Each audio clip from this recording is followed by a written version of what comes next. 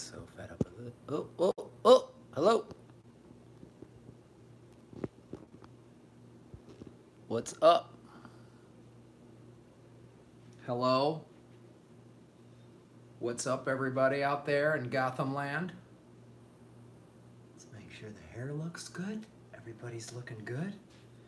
Dialing it in. Who's out there? Who's with me live streaming?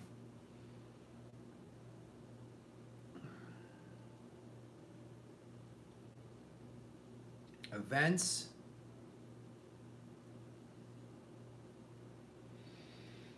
Everything's plugged in. No one's watching yet.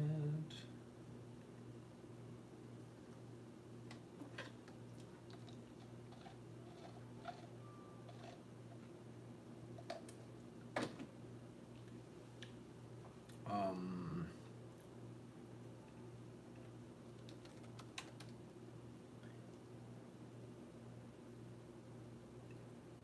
3 people up.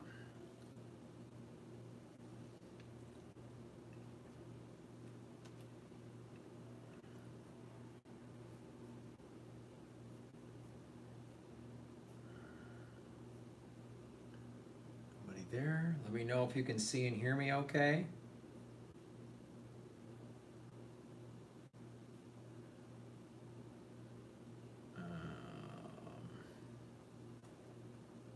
Let's see. Yeah? Hello? What's that?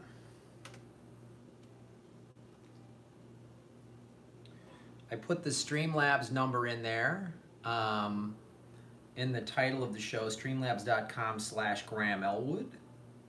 We will go back here and then Streamlabs dashboard. While we're waiting for that, folks, I'm drinking a vegan smoothie. It has unsweetened organic almond milk. It has half a frozen organic banana, banana organic. About a handful of organic strawberries.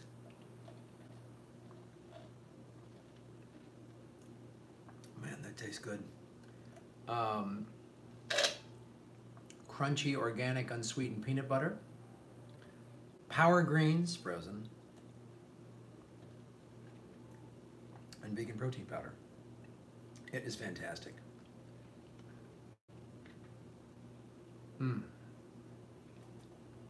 Oh, yeah. Let me just get the Streamlabs info up there. Streamlabs is up and running. Getting the control room. All right. David Kapoor, yes. Vigilant Me. Progressive Cynic, yes. Hello. Michael Gredinger, Daniel Sullivan. Well, like, it is Agent Dale Chomsky. It is Sunday already. First, I want to thank anybody that came out to the show. Couple folks came out to the show last night. The Stay in Your Lane comedy, which was cool. It's the second one we've done. We do it once a month. The next one is November 24th. We get 6 comics. They each do 15-minute sets. It's a nice hour-and-a-half show, out 90 to 100 minutes, $10, free parking. It's a good show. Progressive Cynic, Graham, will you cover Trump's withdrawal from the nuclear IRNF treaty with Russia and how this is a danger to pretty much everybody on the earth? Yeah, it's pretty insane. Again, what Trump does, he's really trying to make everything, you know, I'm trying to see the long game on this. I don't know if it's Trump because the FBI, all the FBI stuff. Is it more of when he does these posturing techniques to say, look, I'm not in bed with Russia, you know, when he gets a lot of those accusations. It's, I don't know, you know, it's insane. It's pretty insane. What? Oh, wow. That really ruined the lighting. I'm going to kill that. That's done. There we go. So really, it just shows how insane Trump is and how he doesn't know what he's doing on foreign policy, and the people that he have around him are insane. They're just these deep state fascists that are doing crazy stuff, and Trump thinks, that like, I don't know, he's such a narcissist and an insane person and a predator that he just thinks he can do whatever he wants.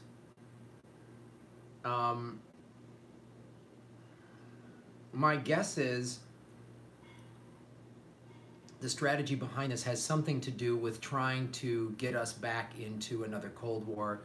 Because as we've talked about a lot on this show, the height of defense industry spending was in 1980, at the pinnacle of the Cold War. So ruffling Russia's feathers and then getting everybody to spend more money on weapons, because those are Russia's two chief exports, are oil and weapons. So it's insane. So I don't know. I mean, I don't know how this is going to shake out. I really don't.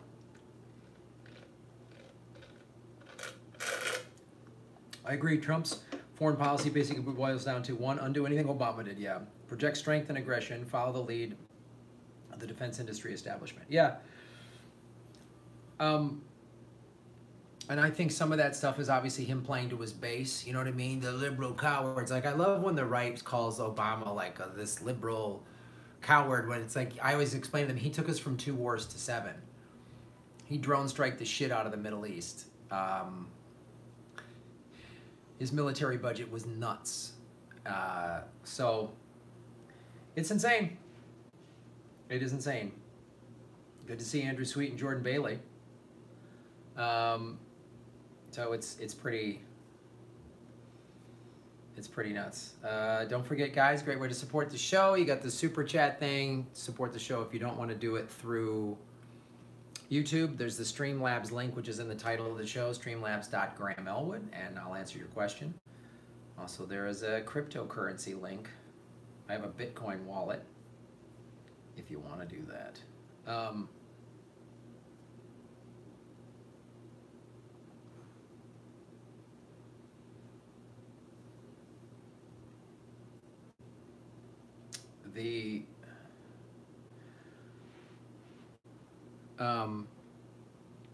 I want to talk about this real quick. I put is there a hope even for the planet even if we take drastic measures, Zach Davis? Yes, I think there is. Watch the 3-part interview with Chris Hedges on the Jimmy Dore show, where he's, Hedges is there talking about his book, America the Pharaoh Will Tour, which I have not read yet. Marcia Smith, who was at the show last night, showed me her copy, which is great. And while Hedges' book is pretty dire, it's the thing that he talked about in Death of the Liberal Class that he talks about in this book, which is people have to really resist. He's all about nonviolent protest because violence doesn't work. He was there in Yugoslavia or the Baltic, whatever, and saw what happened there and how that was, I didn't realize this, but what happened in, Bosnia and all that was largely fueled by an economic collapse, rather the centuries old ethnic disputes is what we were told, but it was really so it's going to take, as he calls it, wholesale nonviolent resistance. It's going to take people striking and walking out, and I think it is doable. It's Hedges made the point. He goes, look, I got kids, and when I die, I'll at least be able to look at, he's a Presbyterian minister. He went to Harvard Divinity School, and he's like, look, when I meet God, I can say at least I tried and did the best I can. And I think we all should be taking that approach, regardless of whether we're 15 or 80, and everywhere in between. So I do think there is hope. I think there are enough people waking up. I'm seeing a lot of people waking up. The show is waking people up. Going to the sold-out Jimmy Dore shows. All the ones I've done in Burbank, the sold-out one in Chicago, the responses and the questions that you guys ask on this show So, you know, and meeting people like Abby Martin and Mike Preisner and all the other people I've met, uh, you know, through Jimmy and others. I just interviewed Lee Camp. That interview should be dropping. You know, there's people out there trying. You know, when Ron Placone and I did, you know, just meeting Ron. I met Ron in the last year. You know, we did Aggressive Progressive a couple weeks ago, and Brigida Santos was on there and talking with her. And so I think there are people out there really trying to do something about it, and I think there are changes happening. And but it is it's a legitimate concern. It's not a crazy question you're asking. I do personally have hope. I'm seeing it. I have some days where I get dark. I woke up the other morning like, oh God, food shortages, you know. But we just got to keep going. We got to keep doing everything that we can, and organize and unionize and don't acquiesce to incremental centrism. That's why we're here. That's why the planet is collapsing, is globalism and being told that free trade is great and the markets will correct everything when they won't. It's just capitalist talk, you know. I've got a couple videos dropping soon that are really awesome. I'm very proud of the Lee Camp interview. I'm very proud of. Really cool. Another great interview with Mitchell Health. You know, he's bringing us more data that government websites are releasing about climate change and drought. And I did an interview, or not an interview, but a video on Fred Hampton, the Black Panther leader that was trying to unify poor Southern whites in Chicago that were like waving Confederate flags, and many of them were very racist, and they started, Fred Hampton, a Black Panther, united them. It's a fantastic video. There's a cool clip in there. I'm very proud of that video. That is one of the more proud videos I've done for this show, and the hundreds of videos that I've done. So, yeah. Loved you on the Jimmy Dore live show. Yeah, man, you know, Jimmy's been dropping clips from that show we did with Abby Martin a week ago. It was so great. Mike McRae, his voices, god damn, he's funny. I've never met him in person, so it was so cool meeting him. And those live shows are educational and cathartic for me, and I think the whole audience and the whole panel, everybody in that room is like feeling whole. That's another thing when I do those live shows, going back to Zach's question about hope. I have a lot of hope when I'm in those rooms.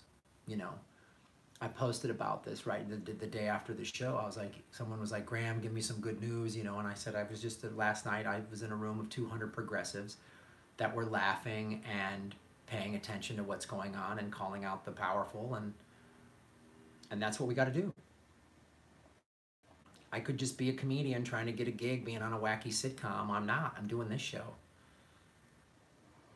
And, you know, I need to make this sustainable. If this show could pay all my bills, I would exclusively do this.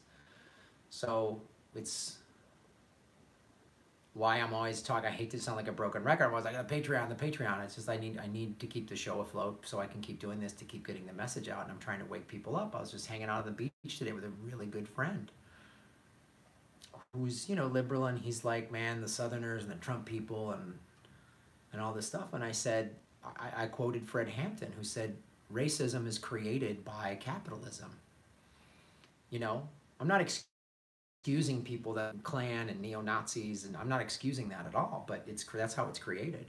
And I was talking about socialism, you know, because I've been waking more up to it. And, you know, we grew up in an era where socialism was equated with the Soviet Union. So it's this bad, dirty word, and it's becoming not. And that's the thing that I have faith in, is like teenagers into early 20s are like socialism, because they weren't kids in the 80s of the Red Scare. They didn't have that. They didn't have to. So they're just like, socialism is a good. They're just seeing the collapse of capitalism. They saw it.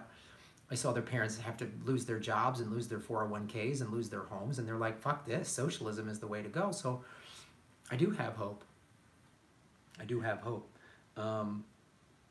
Us against the corporations. All right, man. Yeah. You guys are great. Right. Agent Del Chomsky quotes Hedges. He said this on Jimmy's show. I've seen him say this numerous times. He goes, I don't fight fascists because I'll win. I fight fascists because they're fascists. So we just got to fight because it's the right thing to do. And that's what gives me hope. I'm hopeful that I'm doing the right thing. I'm on the right side of history. You guys are on the right side of history. The people blaming Susan Sarandon are on the wrong side of history. The people that want to build a wall around Mexico are on the wrong side of history. The neo-Nazis are on the wrong side of history. The left-wing Antifa, I'm sorry, I just don't think that's a solution. I think that leads to crazy wars and civil wars and violence, and I don't agree with that. You know, Gandhi was on the right side of history. Rosa Parks was on the right side of history. Dr. Martin Luther King Jr. was on the right side of history. Bobby Kennedy was on the right side of history.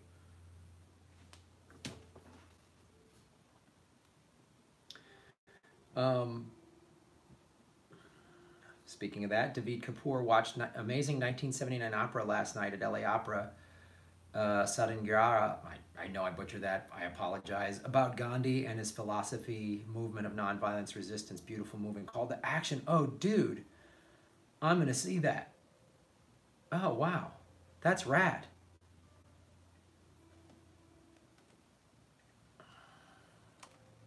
There's the name of it. I just posted it. Us Against the Corporations, absolutely. Jordan Bailey, have I seen any political stuff? If so, thoughts? No, I know a little bit. I know my friend Chris Fairbanks does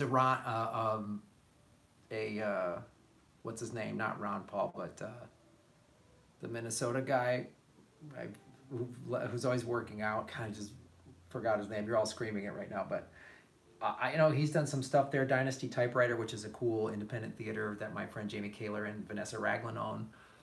They're doing some stuff for it. I really not that involved in Politicon. I didn't really pursue it, and nobody really asked me, so I haven't seen that much from it. I hope that answers your question.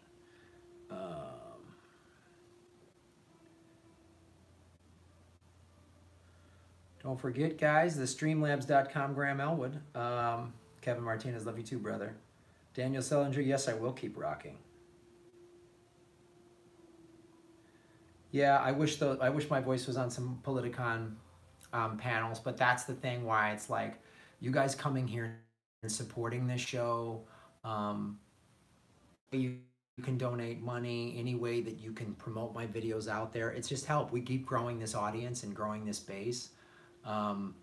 Following me on social media, liking, subscribing, downloading the podcast, anything that raises my numbers gets me more out there to where I will start getting asked on these Politicon panels and stuff like that. You know, it was cool. I was kind of flattered that Abby Martin and Mike Preisner kind of knew who I was. I was like, that was cool.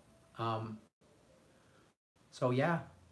And you guys pushing, say, hey, you should have Graham Elwood. When they say, who's that? Send them a link to this channel. That's a way you guys can help me. You can help promote by going to all these people. Email Joe Rogan. Email anybody that's got a big audience that I could go talk about this on. That helps. When they go, boy, this guy has all these fans that are always emailing me. I didn't know about this guy. Now I do. Email Joe Rogan. Email Joe Rogan. Yeah, we do need to laugh in the face of despair. Yeah, I can't watch Bill Maher either. I can't. Jimmy Joe Show of Flappers is LA Progressive Church, still on a high from being in that room. Isn't it amazing, man? Yeah, I wish I should have. I'm working on so much stuff that again, it's like one of the things why if I can get the Patreon up, if I can get the money on that way up, then I could hire like a full-time producer assistant that I could just say, hey, reach out to Politicon and try to get me involved in that, and then they can go do that. Because right now I'm doing everything. The Patreon is flatlined a little bit, so that the FNX TV show, which they're talking about a season 2, I thought we'd be shooting already. That's been pushed back a little bit, so I'm just have more time to focus on this. So little things like that can all help, man. Diana Little, your Medea impersonation was perfection and hilarious at Jimmy Dore last week. Have you seen where Medea supports nonviolent regime change in Syria and propped up white helmets? What's that about? Yeah. I have not seen that Medea thing of where she supports nonviolent regime change. That I'm not aware of, and I don't know anything about that. Um, I hope that's not true. I hope that's not what she's trying to say. Um, that would be a bummer because she's doing a lot of really good work. I wonder if that's accurate, where you're getting that from. I'm not calling you a liar or whatever. I'm just saying that I would need more research than that, or more information to know if that's what she's actually saying. Um, lock up the media traders. Lock up. Make America Great Again.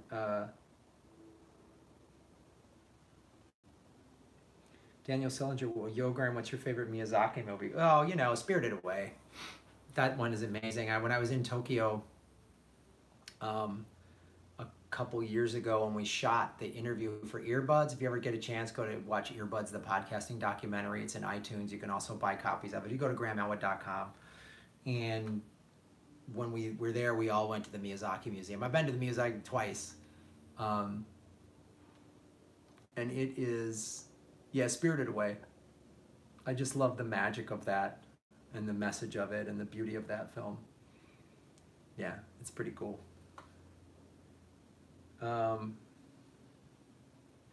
Karen Sheets, it's nice to know you are still a saner in the darkness, still phone canvassing and knocking doors in until the end. Just call me.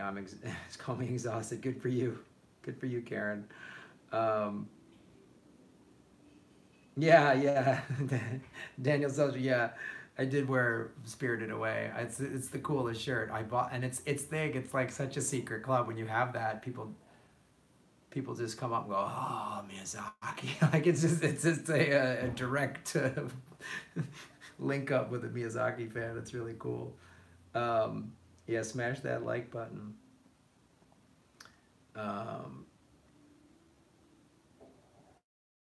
Natural Progress.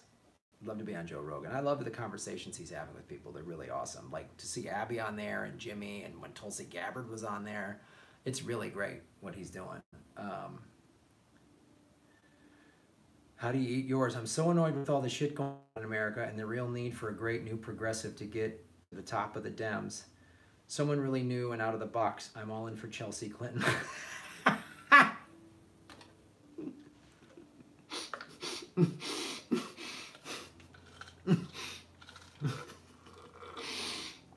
See, man, shit like that. When you guys post shit like that, it's funny. We all laugh. It's great. Yeah, Chelsea Clinton, she's so progressive. Her and her venture capitalist husband and all the millions of dollars they pay her to run the Clinton Foundation. She's so grassroots. Yeah. She's one of the people. She's one of the people.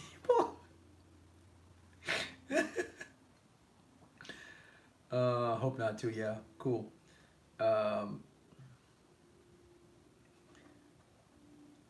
Nausicaa in the Valley of the Wind is my all-time favorite Miyazaki, about synergy with nature and ending war. Yeah, that's the other thing. Let's talk a little bit more about Miyazaki. I know this is typically a comedy film nerds conversation, but that's the thing. And if you don't know who Miyazaki is, please look up his work. He is just a gifted animator out of Japan whose messages are great. He has a lot of themes about synergy with nature and over-industrialization because he's seen it in Japan, and you know, he saw post-World War II Japan and how it came out of the war, and a lot of very good things happened in Japan, but saw like the corporatization and all that stuff. So yeah, that's a really awesome film. Oh, the Miyazaki Museum. I'm telling you, if you go to, first of all, go to Tokyo, go to Japan, and go to the Miyazaki Museum. The Miyazaki Museum is so cool. Like, everything about it. It's in a cool neighborhood. I mean, just everything about the Miyazaki Museum it's that alone is worth the trip. Howl's Moving Castle, yeah. They all are great. Yeah, it's a crime if you have to only pick one Miyazaki movie. How come Destinies don't die? Well, that's Stick Johnny. Nausicaa in the Valley of the Wind is the first movie I ever remember watching. Oh, that's cool. You got to go to Japan, you guys. You have to. I cannot recommend Japan enough. Let's check in on Streamlabs, guys. Great way to support the program, and I'll answer your question. Yeah. Someone out there thinks Chelsea Clinton is progressive. Like, I can almost guarantee there's somebody out there that thinks Chelsea Clinton is progressive. Like, guaranteed. But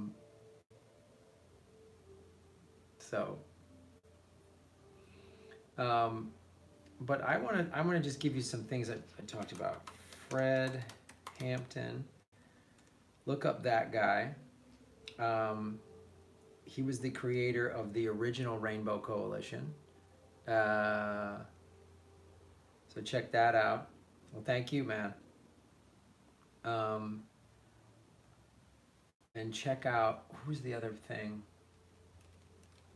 Oh God, there was somebody else I was going to tell you about. I totally blanked. Dude.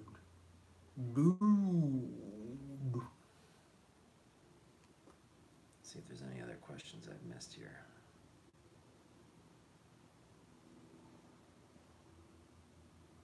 Not as many people normally watching. I wonder if they probably didn't get they probably stifled everybody's bell notifications. That's what they've been doing. Oh God.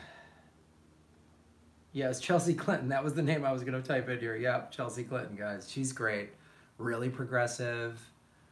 You know, free trade and globalization is better for the world because look how great NAFTA's been.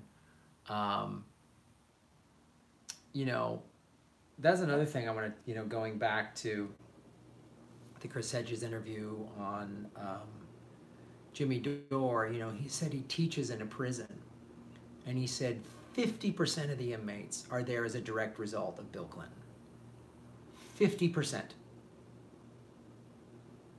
50%. Proudfoots, yep, Hampton realized socialism was the way to go and reached out to the working class whites who renounced racism. Oh, Joe Rogan's on right now? Oh, that's cool. He's live streaming. All right. Yeah, let's get back to Fred Hampton since Proudfoots is bringing it up. One of the things that Hampton did was he was transcended within the Black Panther movement. The Black Panther movement was very much, you know, many people were like, whitey is the problem. It's a white patriarchy, especially at that time, not as much today, but definitely back then. And he went, capitalism is what's holding us down. He got people in the Black Panther Party to go, wait a minute, man, we shouldn't be calling everybody dumb crackers. They're getting screwed just like we are. It was amazing what he did, and this is a wipe from the history books. No one is talking. I just learned about Fred Hampton because Chris Hedges talked about it. And the minute I stopped the video watching Hedges on Dore, and I Googled Hampton's name, and I was like, I started building a video around that I've already shot that should be dropping soon. Because I was like, I just learned about this guy. I want all of you to learn about this guy if you didn't know who he was. You know? That's what I want people to know. And it's shit like that we can see how much we've been lied to. You know? It's better for the ruling class, for the corporate elite to keep us thinking the Black Panthers hate whitey and all the racists hated the blacks. Like, there was a guy trying to unite.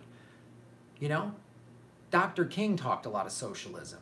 Him and Malcolm X started to get together, and then they were both killed. Bobby Kennedy started to realize that capitalism and wars over in Vietnam, and while we're not dealing with the poverty here in America, was wrong. They killed him too. Fred Hampton killed him. The minute he did this Rainbow Coalition between white, working class whites, who many of them were kind of racist, and then these white racists started becoming less racist. They were like, oh, this Confederate flag thing ain't that cool as much.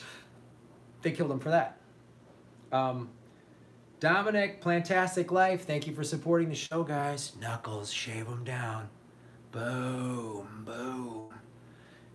I did not get notified about the super chat. Yeah, man. Oh, God.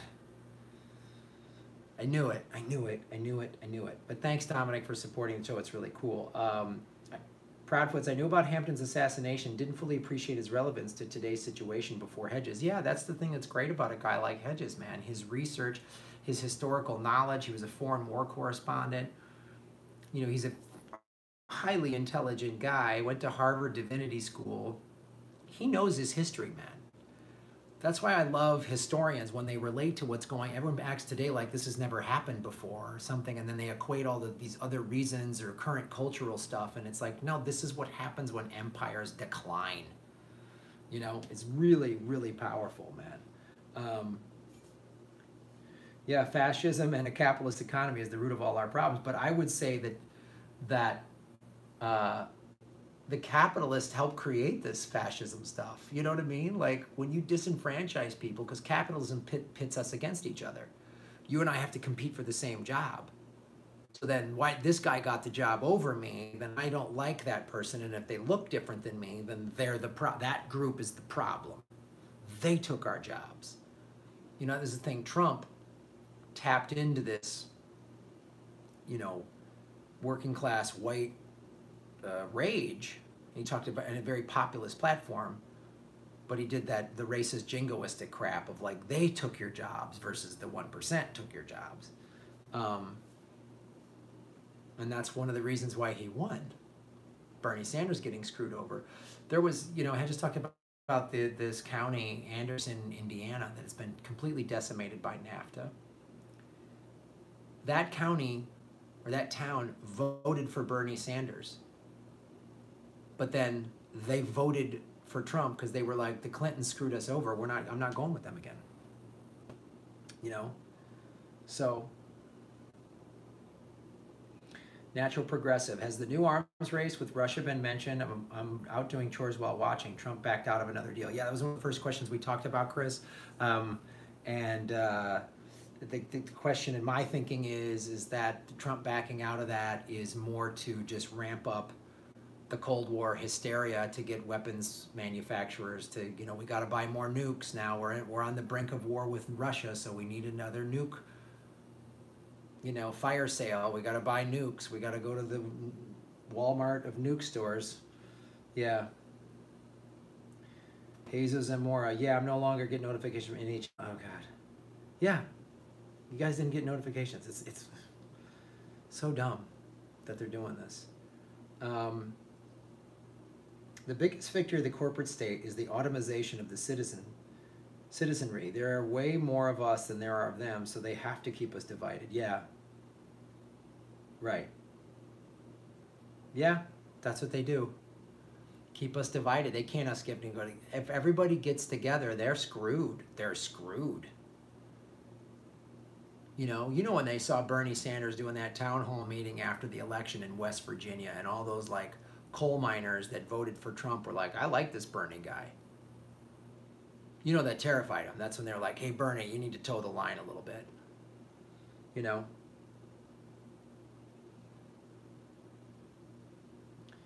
Taj Marie, you have to click on the bell to get notifications. Many of you guys have already done that, but do it again.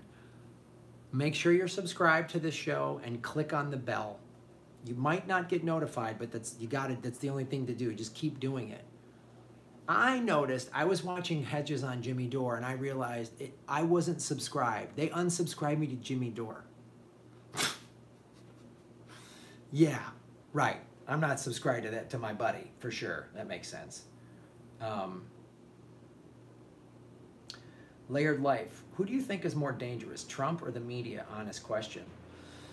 That is a really good question.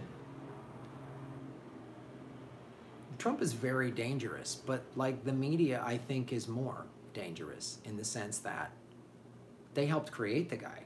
They gave him $5 billion of free advertising. They cut away from Bernie Sanders giving a speech to an empty podium because the media can concoct any narrative they want, right? The media said the violent burn bros that were throwing chairs at a rally, that was later debunked. You know, the media showed that only women voted for Hillary, right? Women didn't vote for Bernie. Young males did. That's the media created that divide. The media got people who I know that are intelligent people to just repeat well, you know, single payer's pie in the sky. The media did that. So yes, I think the media is more dangerous. The corporate media is more dangerous than Trump, without a doubt.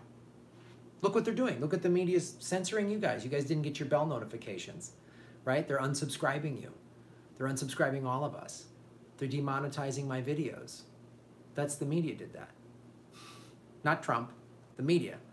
Trump didn't get into office and do this. Google is doing that. They're the media.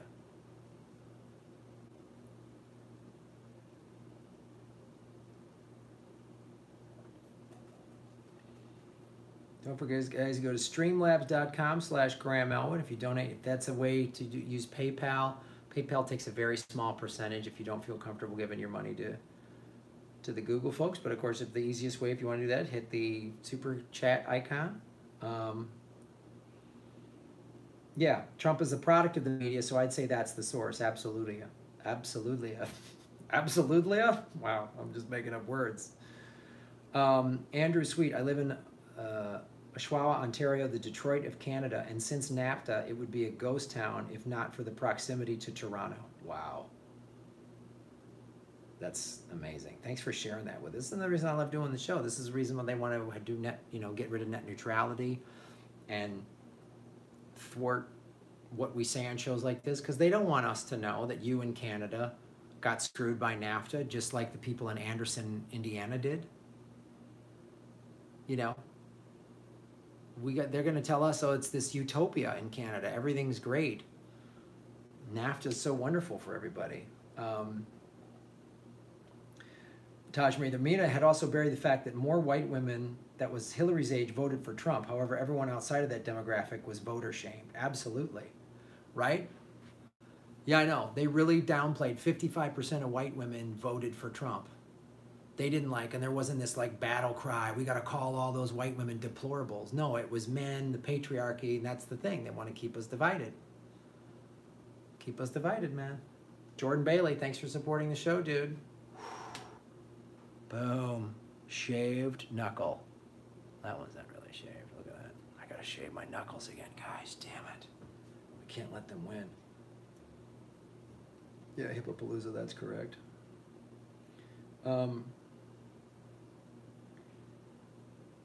Jesus Zamora, Graham, I think the real problem with society is they've been programmed to believe in jobs and forget entrepreneurship and self-reliance. Well, I don't know that I necessarily agree with that because,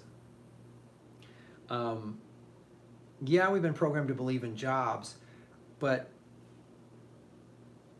that's part of, the corporate state has created this problem. And then they give us, as Hedges calls it, this magical thinking. The evangelicals have the magical thinking, Jesus is coming and save it. But then the neoliberals and the corporatists have this magic thinking of just work hard, self-reliance, start your own business. There's a lot of people who can't do that. How are you an entrepreneur if you had no access to good school and you don't have a college degree? How are you going to be an entrepreneur? It's hard to run your own business. You got to know how to do everything. They say to run a small business, it's like you got to be a one-man band, and you got to learn how to play every instrument. How do you do that? Went to crappy public schools. How do you, I've seen it. I'm a big brother to a kid, and, they don't have access to the same stuff that my nieces and nephews that live and go to nice suburban public schools have. They don't have it. They don't have access to team sports and all this stuff that I had growing up. I can just be an entrepreneur. I'm a college-educated white guy. I grew up middle class. I was given that. I was given all these tools to go do that. Do you see what I'm saying? I'm not trying to come down on you. I just don't necessarily agree with that thinking. And again, I refer you and all of us to Hedges. Hedges talks about that a lot. It's the failure of the corporate state. Capitalism pits us against each other. Capitalism says that I think the reliance on jobs and thinking about entrepreneurism is the same thing. It's telling you that this system is fair and equal and you can work your way out of it. 5.2 million foreclosures happened because of the system is completely broken, not because people didn't work hard enough, not because they should have started their own businesses, rather wait for companies. I think there's a lot of things. So that's my opinion on that. Bat Mashups, thank you for supporting the show. Fake report from CNN in the first Iraq War. Everyone should definitely watch. Lied for decades. Well, let me post link in Super Chat, but we'll post in the feed. Yeah, that's a great point. I mean, this is the same media that lied about us getting into Iraq. That media helped us get into the Iraq War. This media wouldn't ask any questions. This is not a media that's been screaming since 9/11 that most of the bombers were from Saudi Arabia. This media brings that up a little bit. This is the same media too that goes, well, here's a scientist talking about climate change, and then here's an opposing view, and they make them seem even though 97% of all scientists around the world say that there's climate change. They make that even. If they're going to be fair, they'd have 97 scientists and 3 climate change deniers on the show. That's what they should do. The media is complicit in allowing the environment to collapse. They're 10 times more evil. Thanks for bringing that up, Pat. I appreciate it, man. Proudfoots, thanks for show. Come on, boom, boom, boom. Well, that's a little graphic. Imagine the entrepreneurship that would be unleashed if we weren't being impoverished and slowly killed by a for-profit health system. See, that's a great point. Going back to if everybody had free, people are working just to stay alive. You're trying to sell someone that they got to then go start their own business. Where do they get the small business loans? How do you start? That's how you start a small business. You get a small business loan at low interest rates. That's what a public bank would do, which we're voting for in Los Angeles, Prop B, public banks. Exactly. If we put money in that, in giving people free college tuition, if kids that grew up in poor areas knew they had a shot, would we have the problems in the inner city? Would we have the opioid epidemic like we've gotten in West Virginia, in rural places in America? Not just the inner cities that are having drug problems. It's rural, it's small towns. So that's a great point you bring up, Proudfoots. I mean, people, and like, look at this too. Let's talk about this. You're married with kids, you've got a regular job with health benefits. You can't leave that job to start your own business. You can't take that risk. We got free health care, now we got to pay $1,200 a month? We can't do that. I can't gamble losing. What if I start a business and it goes under? Then what? What do I do? I got to keep this job. I have to.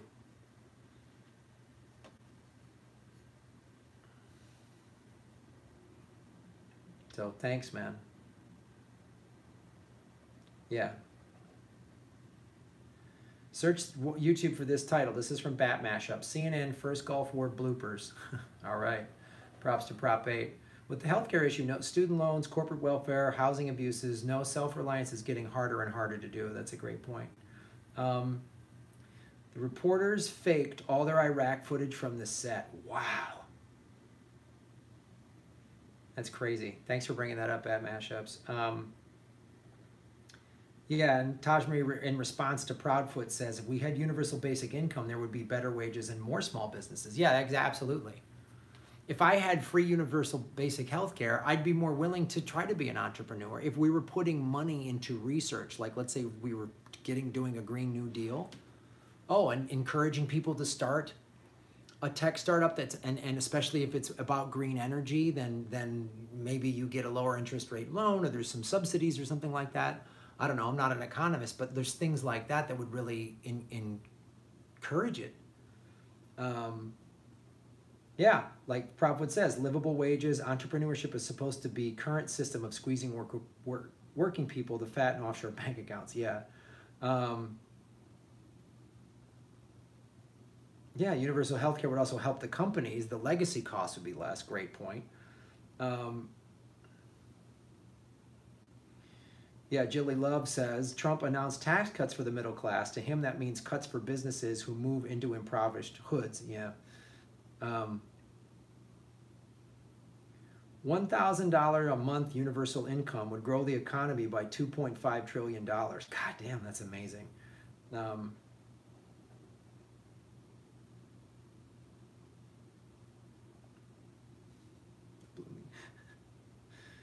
let me go back to some of these other things to keep this discussion going. Let me read some of these.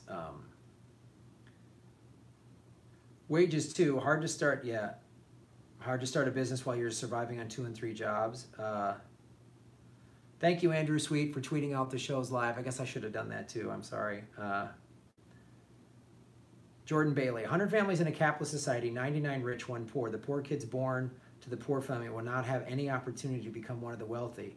In the U.S., it's the opposite, yeah. Abrupt climate change is coming.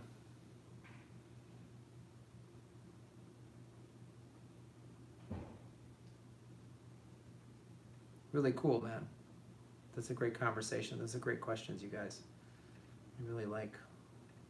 There's so many solutions here, which goes back to the initial question that was asked at the top of the chat, which is like, do we have hope? I have hope because all you guys chime in with all these great ideas, you know, because you're all out there doing your own research and you're all your own political vigilantes. It's really cool.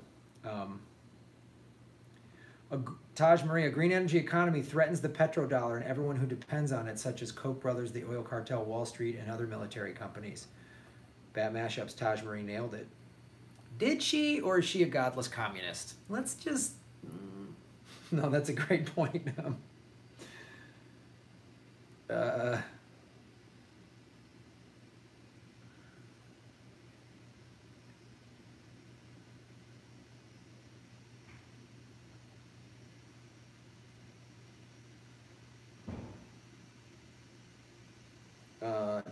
Prodfoot's true. Got no energy after working 3rd job to create, build, and work my own business. Yeah, that's a great point. You're just scrambling just to get by. Then you don't have the time. Like running your own business takes it's a hard thing to do. And when that business in the early, 6 to 18 months is not generating enough revenue, what do?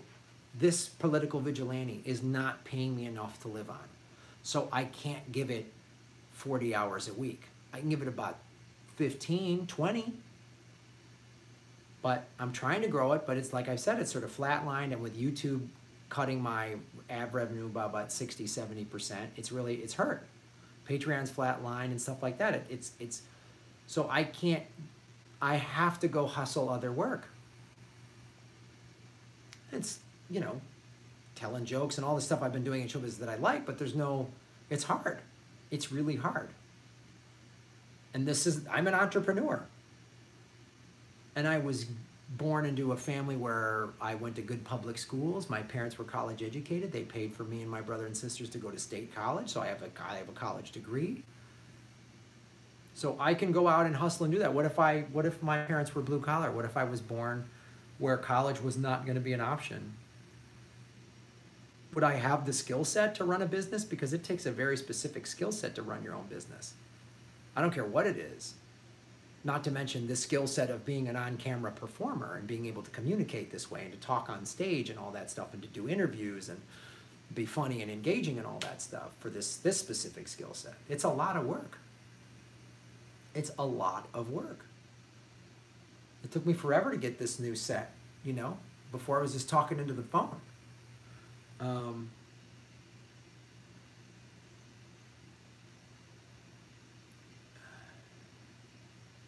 Public banking will remove war and fossil fuels, make communities great again. Absolutely. So let's go back and let's talk about that. So they're passing they're trying to it's on the ballot measure, Proposition B in Los Angeles. That's the kind of thing you could go out in your community and get whatever it is, however many signatures, to get it on the mat, to get public banks. The only public bank we have right now is in North Dakota in the whole country. So we need more public banks. Get public banks where you live, That's a thing we can all do. Thank you, Daniel. I'm glad you appreciate all the work I'm doing. I really love doing it, man.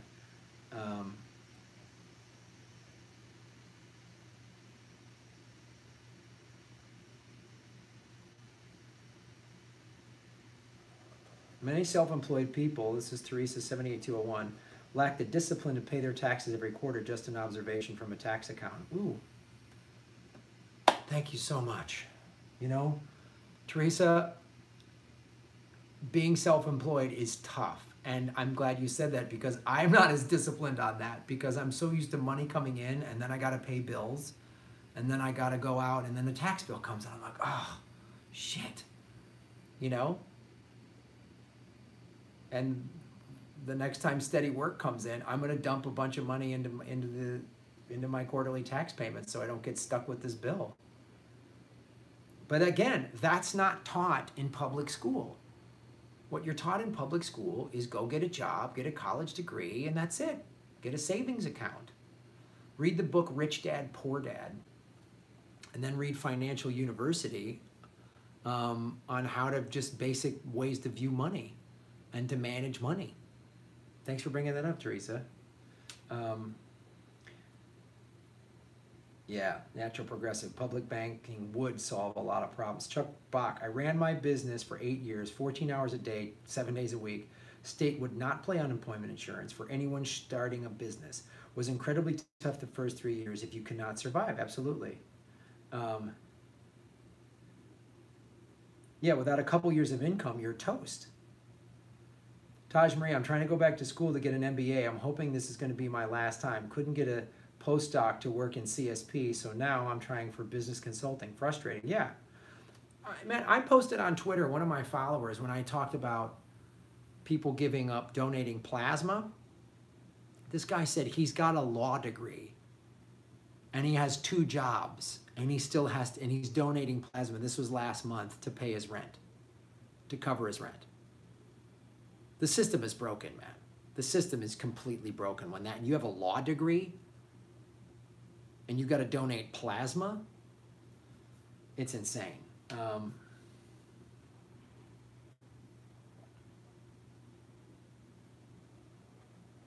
Taj Marie, I could send you an Excel spreadsheet to estimate your quarterly taxes. Send it. info@grahamelwood.com. I'm all for it. Bat mashups. If you really want to be scared, look into the Fukushima thing. Thank you. Scary high levels of radiation blowing into the U.S. and sea life dying out almost completely. I know. It's awful. Going back to Chuck Bach, the one who just said he ran his own business, we paid our employees many times when we did not pay ourselves. It's just not practical to supplant jobs with startups. Most fail. Absolutely.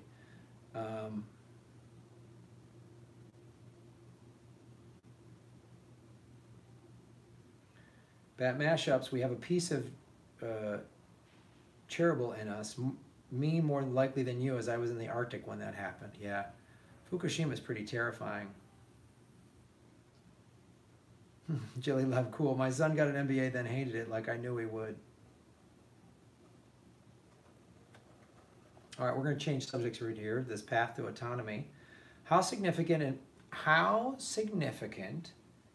is Assad's imminent victory in Syria for anti-war activists? I think it's pretty significant because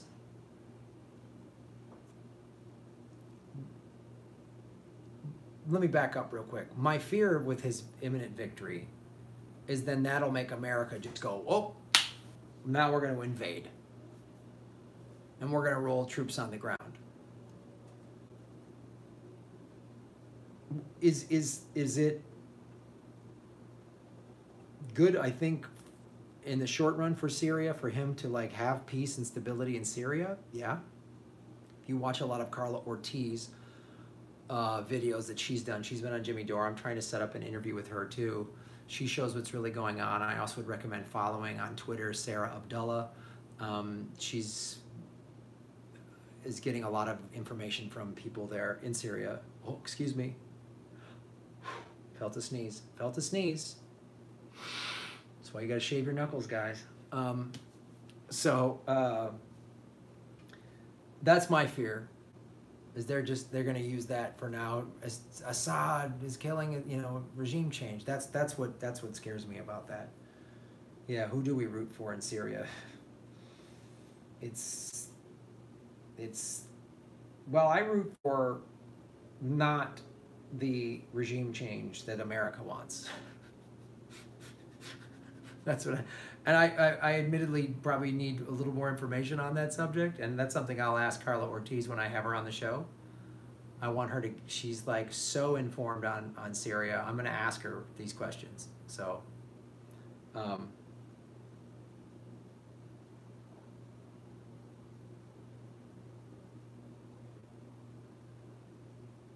yeah, Syria is an American-Russia proxy war. Yeah, it's a petrodollar war. Us and the Saudis want our pipeline to go from Saudi Arabia through Syria up to Western Europe, which is like one of the largest oil markets in the world. And Russia and Iran want their pipeline, and Russia and Iran have made a deal with Assad. So now we got to get him out of there. They've been talking about getting rid of Assad since Bush was in office because he wouldn't play ball with America. You know that. If you have resources or a strategic place that we need for our oil and our corporate interests, and you don't play ball, you immediately become a terrorist, or you're chemical weapons on children, or whatever it is. Immediately. That just happens immediately. Low audio, Chaz? You're the first one to say it. Yeah, a lot of people didn't get notifications. Make sure you hit the bell.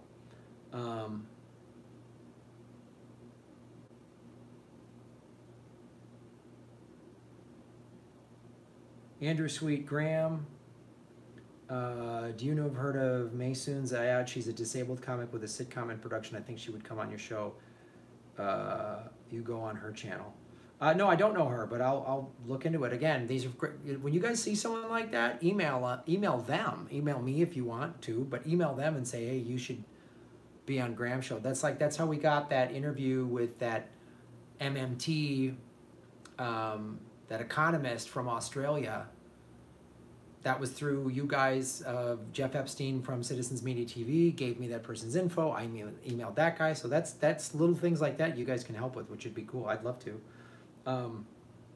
All we do is burst into other countries with our military and establish control for our business agenda. Any excuse, again, General Smedley Butler named it 80 years ago. Jordan Bailey, Syria, one of the 7 countries listed by Wesley Clark. Yeah, there's that video that Jimmy played at the last live show where Wesley Clark just reads that list. These are the countries we need to invade. Iran won't play ball with us. Well, they're an axis of evil all of a sudden. That's just how it shakes out, man. I'd love to get Richard Wolff. Andrew Sweet, I mean, who do we root for in Syria that will end the violence the least? Well, I think it's got to be Assad, I think, but I hate to use root like it's a football game, but Jilly Love, we root for sovereign nations not to be invaded. Regime change begins at home, for fuck's sake. That's a good, you answered my question. You answered it better than I did, Jilly. Thank you. So going back, let's talk about this. Phil Brzezinski, how long until the Iran invasion? What do you think the ballpark time frame is? It's scary how quickly they want to do it. It really is. It's really scary how quickly they want to do it.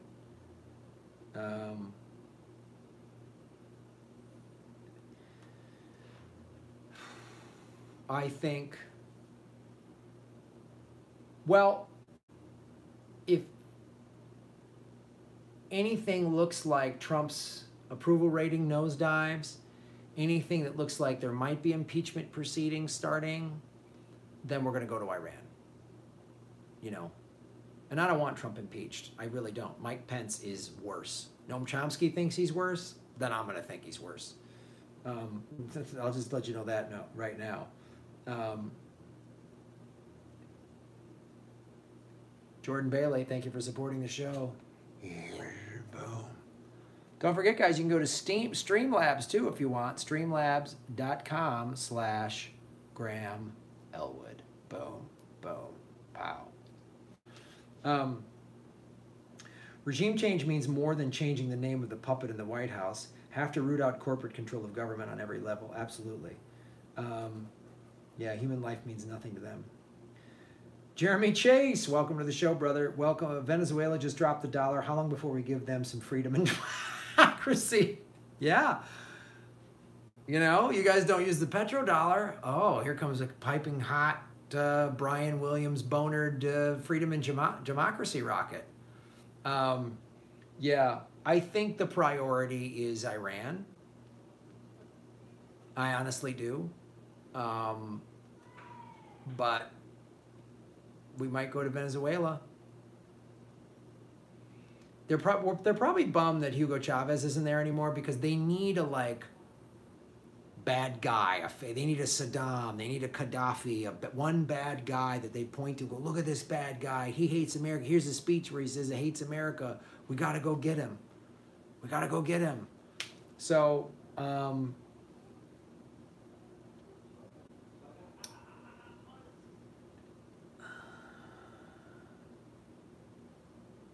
Yeah. John Bolton was appointed the head. John Bolton is fucking raw evil, man.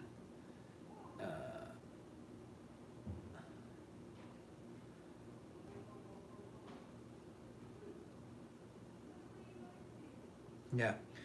Horace, notice the word regime is only used when we want to invade a country. John Bolton has threatened to kill people's grandkids. I mean, he's just, he's pure. Yeah, and some of them are rooting for the end of the earth so Jesus comes back. I wouldn't surprise it. Chaz Bennett, Pence is a capable monster with the backing of the entire Republican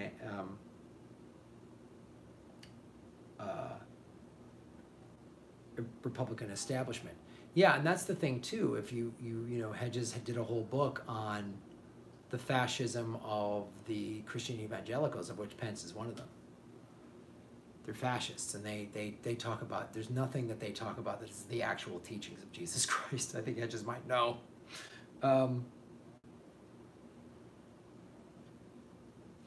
Yeah, same thing. Bat Mashup saying, do you ever notice whenever there's a scandal in the pharmaceutical industry, they tend to pin it on one person? Yeah, that's the easy one guy, the bad apple.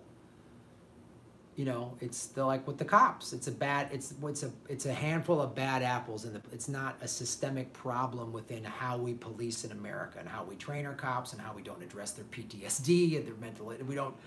We just saw a couple of bad apples. It's such an easier thing than like it's a bigger issue.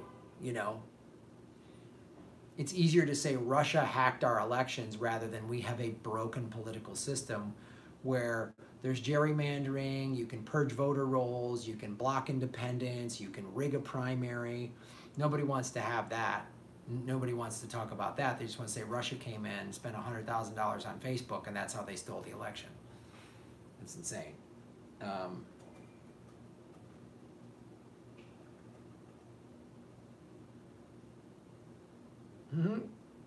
70s Dave 34, the road to fascism is paved with liberal bricks. Yeah, damn straight.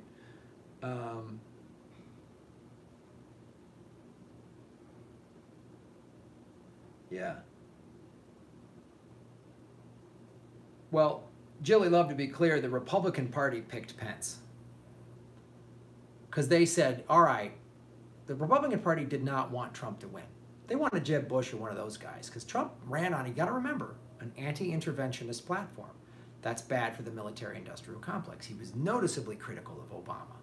Why are we in Afghanistan? Why are we bombing, Syria? There was a lot of people that voted for Trump because they were like, we're done with these bullshit wars.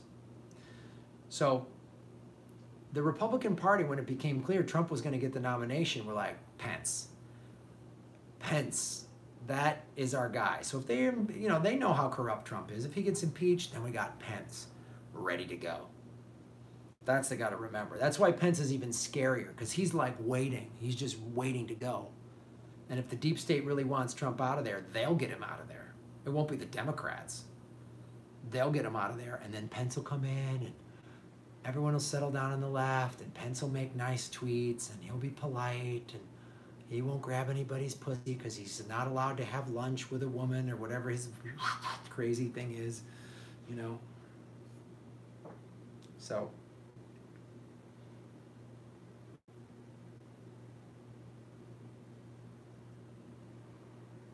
Yeah, regime is only used when we want to.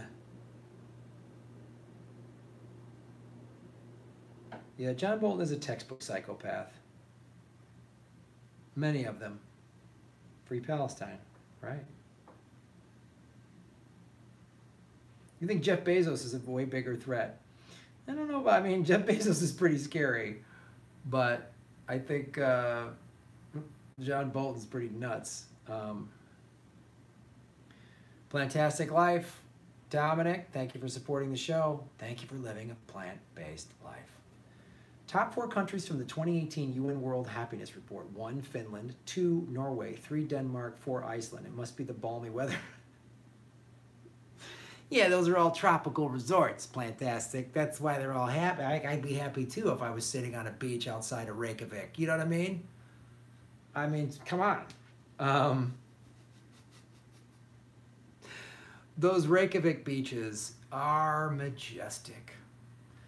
No, it's so funny. What's such a great point. Like all of them have all of these socialism and social democracy stuff in there, and all these social programs that make people's lives better. You know, people have jobs, people have health care, people have good education, people feel like they're represented in their government. They haven't just been marginalized and all the good jobs shipped overseas, and then they're told, you know, go work for Amazon or Walmart, you know. Thanks for supporting the show. I really appreciate that.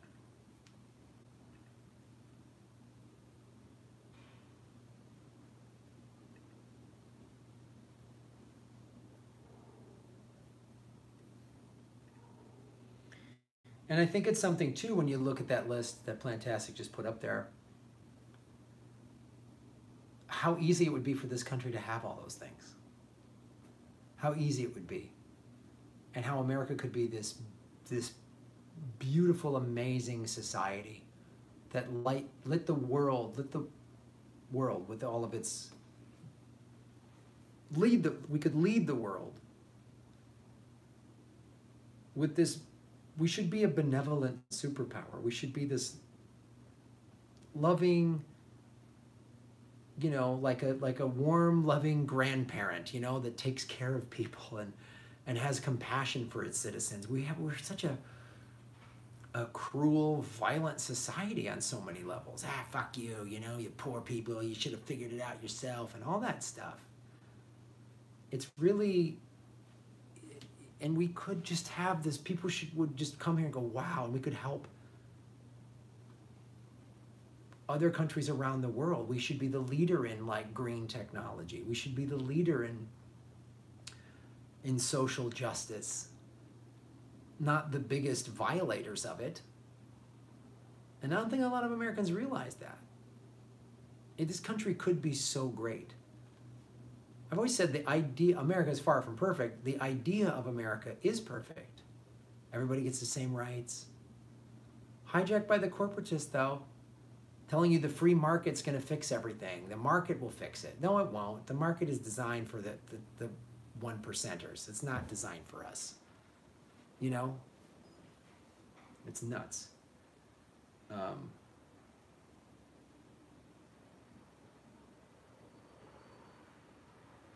Way of the Beard, I really appreciate how you and Jimmy don't play the establishment stupid games. Man, I'm trying. Thank you. Freaking listen to both Streamlabs and YouTube for the same thing.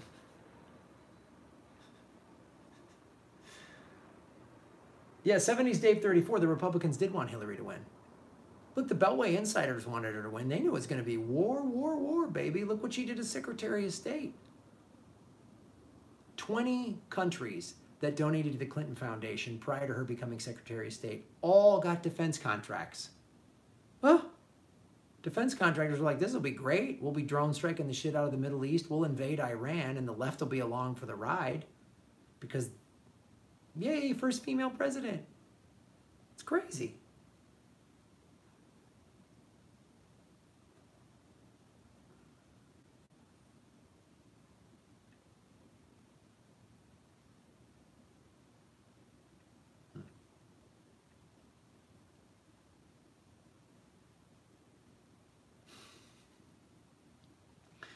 Jeremy Chase, my favorite question of Podesta. How did Putin know the importance of Michigan and Wisconsin, but you didn't?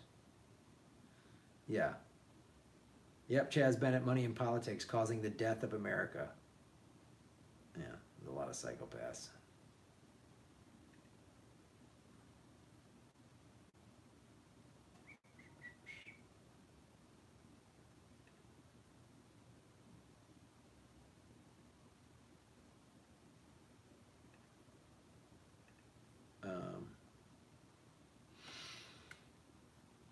Path to Autonomy, your thoughts on the 2020 Democratic contendees. Well, we all got excited earlier about staunch progressive Chelsea Clinton, so I'm excited about that. You know, I'm just seeing a list of neoliberals and you know, Kamala Harris. Oh God, I've talked about her before. You know, when she was Attorney General of the state of California, she could have prosecuted Steve Mnuchin, the head of One West Bank, for the robo-signing and all the criminal shit that he did. She didn't at all. I think her and Elizabeth Warren are kind of dangerous in the sense that they play this progressive game on certain issues, but when push comes to shove, like Elizabeth Warren helped give, you know, she was one of the 5 Democrats that signed off on $80 billion extra to Trump for the war machine. And then you've got Joe Biden. Oh boy, you're gonna put Biden in there? Ugh. So, I don't have a lot of faith that the Democrats are going to nominate allow a real progressive to get the nomination, because they fucked over Bernie and they've made very few changes. You know, when I interviewed Nomiki Konst on the show, I appreciate her time and it was cool. You know, she's like, I don't know that we should be spending so much time focusing on the superdelegates. We should focus on other issues, and I agree with her that, like, getting progressives in smaller levels of government, I've said this before on the show, it's a groundswell, you know, like that interview with that one progressive from Massachusetts. It's a beachhead, whatever analogy you want to use, that gets more. If we get more progressives on the lower level, then they can work their way up. Which yes, I do see the value in that, but you can't dismiss what happened with the superdelegates, because then you're dismissing the tens of millions of people that voted for Bernie that felt screwed. And there's not enough reform. They're gonna fuck over. If there's a real progressive, be it Bernie or someone like Tulsi Gabbard, they'll get screwed over. I have no faith that they're gonna get the nomination. I just don't see it. I don't see it happening.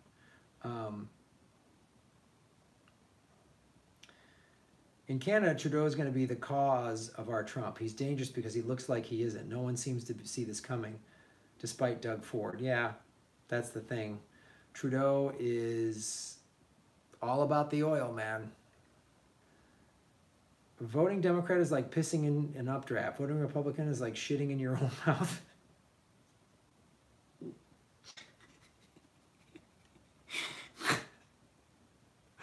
Oh, thank you, Jeremy Chase, for that very scientific analogy of what... Scrabbletti, journalism is writing what someone else doesn't want printed. Everything else is public relations. George Will, that's great. Yeah, Lee Camp, Biden already planning failed presidential bid. Absolutely, gotta love Lee Camp. Again, I said this earlier. I interviewed Lee Camp, and the video should be dropping soon. Yeah, Bat Mashups makes a great point. They don't care who wins as long as it's a team player. You know, that's a great point.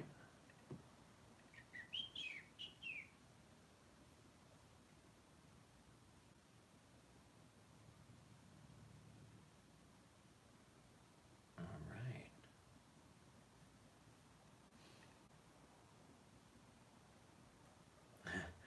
Are there any anti-war, pro-union candidates? Do they exist? Not within the upper echelons of the Democratic Party.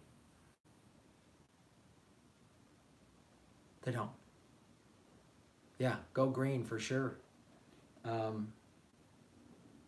Samuel, this is Carrillo. Any chance of you going on Joe Rogan's podcast? Well, thanks for bringing that up. We were talking about this earlier.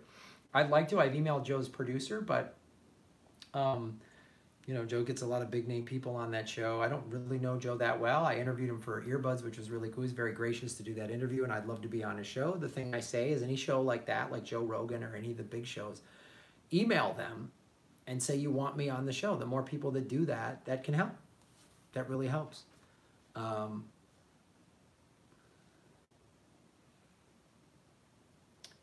go back to this thing here.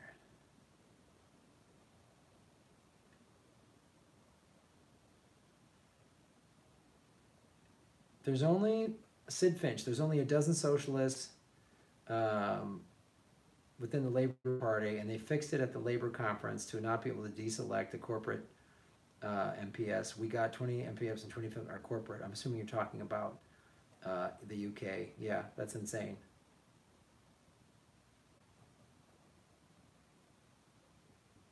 Well, let's talk about this. Path to autonomy. To change topic one more, why are there so many lefties opposed to Brexit? It seems to me that we should oppose the EU. Well, from what I know of Brexit, and again, I'm not that up on UK politics. It just seemed like, from what I heard, there was a lot of sort of nationalist, racist people that were against Brexit, from what I understood. Again, I don't want to like get into like I don't know the particulars of UK politics. And I see Jeremy Corbyn, who's very much like a Bernie Sanders, who keeps getting smeared all the time. And so I think that's why people on the left are against Brexit, because it's like if hard right-wingers that say, you know, are in favor of many racist things, then that might be it. But I don't want to comment too much on it because it's hard for me to say without knowing.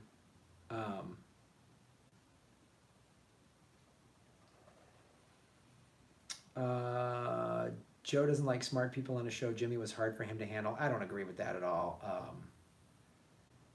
I don't think that's true. I think Joe Rogan loves having smart people on his show. He loved having Tulsi Gabbard. He has great conversations with Neil deGrasse Tyson. I think Joe, that conversation he had with Jimmy was great. He said to Tulsi Gabbard in his interview of her, "Oh, I love Jimmy Dore." I don't think I agree with that at all.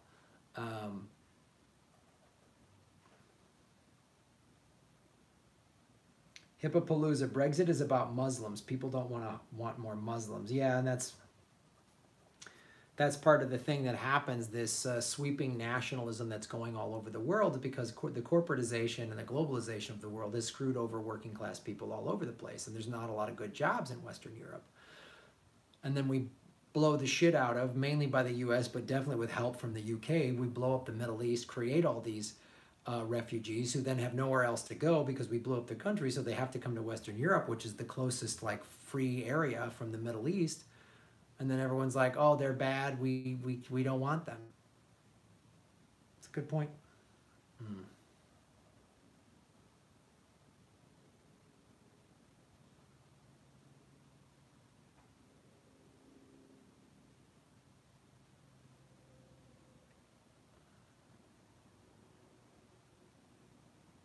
Demanded to be organic and from small gardens. The EU could have been organized properly, but instead it was built as a grift by the banks. Look what's happened to Greece, Italy, Spain, etc.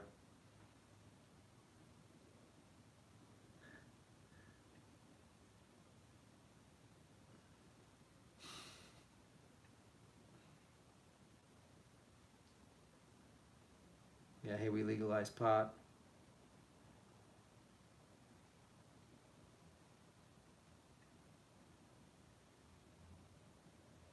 Samuel, this is Carrillo. Are you ever going to come to Austin, Texas for a progressive comedy show? Progressives sure missed you earlier this year when Jimmy and I came over here. Yeah, I would have loved to come to that show. I would love to. Ron and I are talking about doing a progressive comedy tour through Texas, because we could literally hit Austin and Dallas and Fort Worth and maybe, you know, San Antonio, go to Texas for like 4 or 5 days. So I love Austin. I haven't been to Austin in a couple of years now. God, it's been forever. So I'd love to do a progressive comedy tour in Austin. Yeah. Volume is so low, cat's on me, and I can't shut off the salsa music. Sorry. My voice has gotten really raspy, so sometimes I talk too low and it sounds quiet. Oh, I'm still tweaking with the live stream tech issue. I used a different camera this time, but I don't know. I gotta work on that.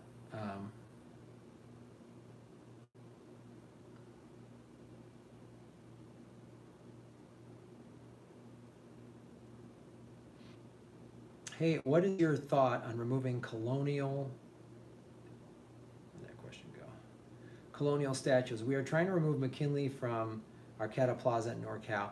Yeah, I mean those statues that are like, some of them are really offensive. They have like a Native American that they've gotten beaten up or whatever. It's just like, you know, we need to progress as a society. And do we take down every statue or whatever? No, I think you go case by case and what the person is and who they represent. Sometimes those statues were put up 100 years ago when it was, you know, natives were used as the savages that we had to tame. And it's like, if it's anything like that, that's like, that's not cool. It should be, I don't want to whitewash history either, you know, because if this is the person that settled this town, well, all right, we should know, but let's learn all about them. And I don't want to glorify somebody that maybe did awful things. You know, I think we should be more honest about it. I don't want to go so PC that we just don't talk about it either, because I've seen that kind of happen. And I think it's a big problem in America. We need to be talking about it. We need to talk about what happened with the Native American genocide. We need to talk about the slavery. We need to talk about all sides of it and acknowledge that it happened. It's like mental illness. We don't want to talk about it, and then the problem we just hope it'll go away. Someone will just like think your way out of it. Just don't be depressed or whatever. That might seem too long of a jump, but yeah, a lot of it's like the Confederate flag. It's part of our history. Yeah, it's a symbol of racism and slavery. Why do we need it? Why do you need that thing?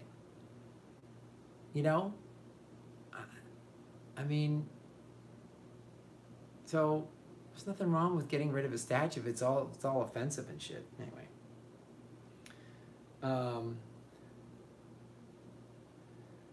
Saw you with Doug Benson in Portland when you did the 13 medical wanted states in 13 days. It's come a long way. Yeah, wow, that was crazy. That was like 2009 or 2010 we did that tour. That was nuts. 13 states in 13 days, man. That was one of the craziest tours I've ever done. Yeah.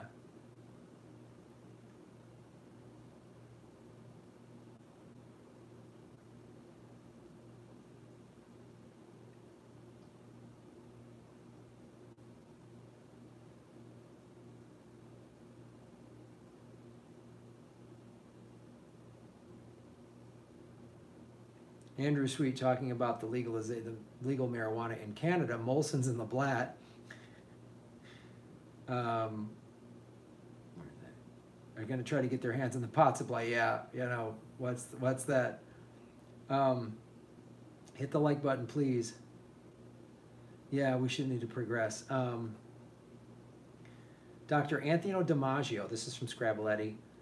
There's a strong need, where's that quote? It just got moved up. For an anti-imperialist movement. Yeah, absolutely. We need it hard. We need it hardcore.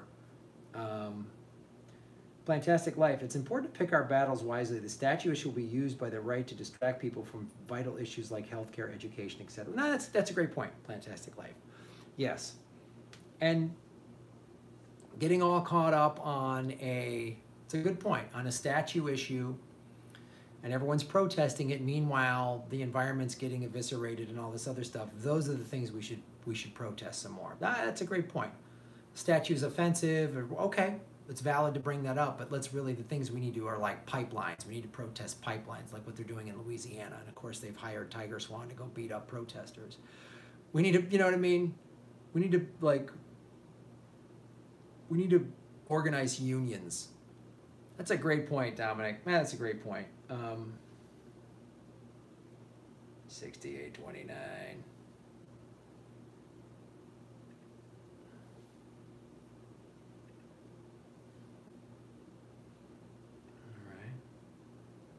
Natural Progressive. Bo, the fifth column, did a great video on Confederate flag. Very enlightening. He's in the South and very relatable to those Southern Pride people. Oh, cool. Molten and the Blatts are the big beer companies. Yeah.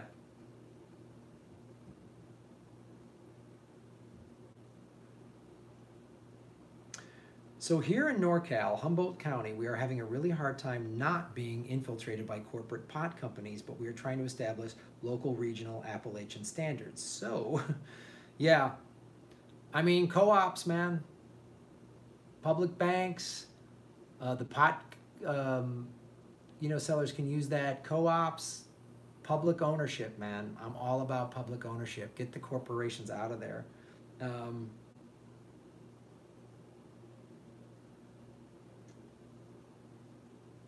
Jordan Bailey would love to see you and Ron do a 30-minute making fun of the political and social mesmerism. Yeah, absolutely. Humboldt herb is from Humboldt, just as champagne is from France. General strikes. Jeremy's talking about this. We talk about Lawson's show. We do need general strikes. We do need really to. General strikes are going to help. It's again, it's what Hedges talks about. A lot of people talk about is nonviolent resistance. General strikes. Everybody just shutting stuff down. Imagine if like 50 million people working all just walked out one day and everything shut down. Here's a great example. The bus union in Tokyo, they went on, the bus drivers won. This is how they protested and went on strike. One day, all the buses let everybody on and didn't charge them. They, yeah, come on, it's so Japanese, I'm honorable, gonna keep doing my job. But so there was a day where millions of people rode the buses for free. And they I think they got their concessions because it was like, we'll keep doing this. We'll keep letting people not pay. We'll give everyone in Tokyo free bus rides. Tokyo is a massive city. I was like, wow, what a beautiful, they didn't shut it down because they were like, we want people to be able to still get to their jobs and schools and you know, in Tokyo, nobody has a car, man. I mean, it's like Manhattan. Nobody has a car. So the elderly, and they're like, well, we don't want the elderly to not be able to get to their medical appointments or whatever. So we're going to give everybody rides as we do every day. The buses are going to be on time. In Tokyo, man, shit is on time, man. The 5:53 bus shows up at 5:53. They just didn't charge any money. Wasn't that poetic? See you for a sec? Sorry.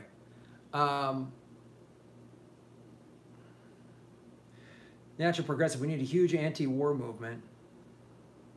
Absolutely. Protests on the street every day. That's what I talk about. We need, like, protesting on Saturdays doesn't quite do it. You know what I'm saying? We need, yeah. Marlboro's had weed cigarette packaging that works for decades. Yeah.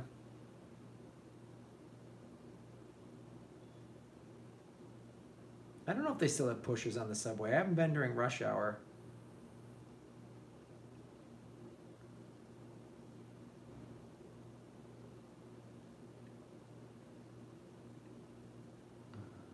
Jordan Bailey, thank you so much. Sorry, did it come back? Can everybody see and hear me now?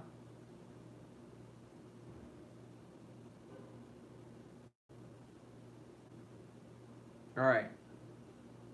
You can hear me, but you can't see? What? It looks like it's working on my end. No visual. Ah, shit. No visual? Screen is black.